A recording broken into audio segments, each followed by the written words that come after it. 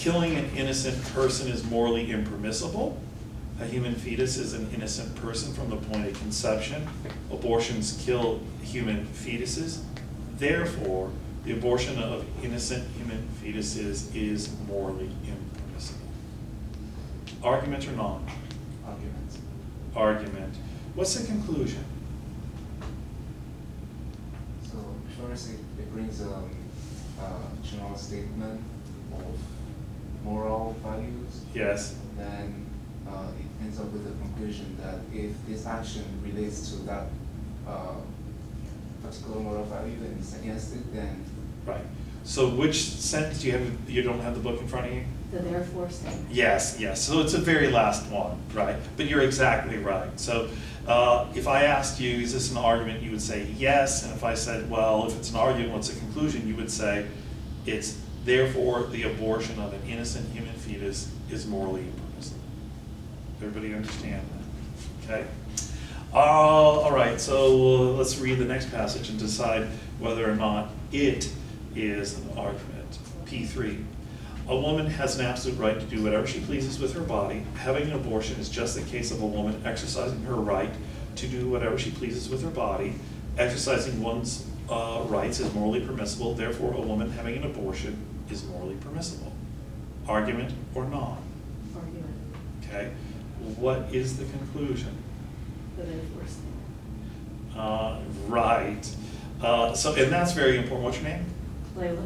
Layla has picked up on something. There are certain words and phrases that indicate, here's my conclusion, right?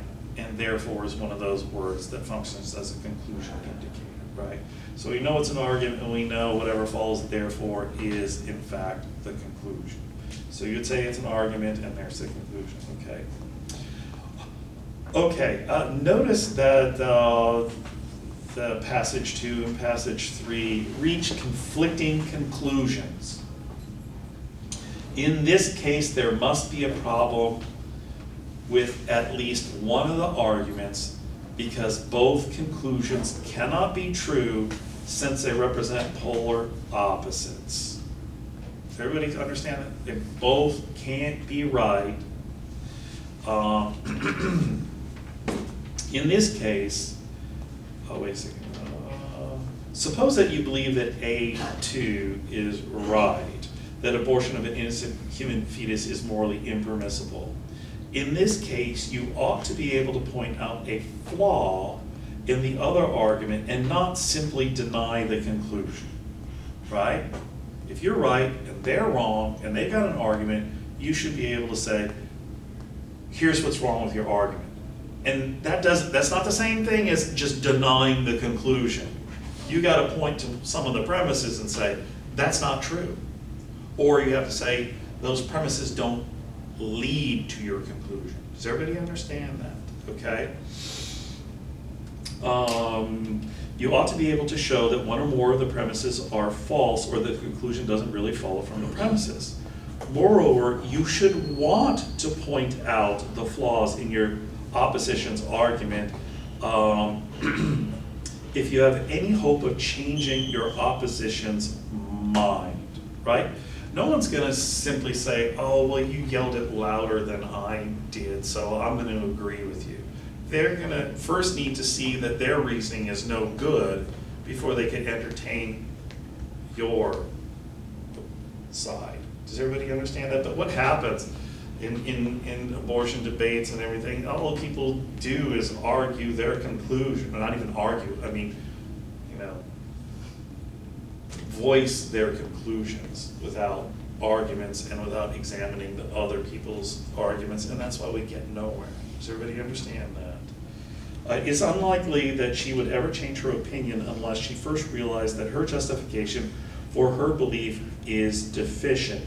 If, however, you cannot point out a flaw in your opposition's argument, then you ought to consider seriously the possibility that it is your argument which is mistaken.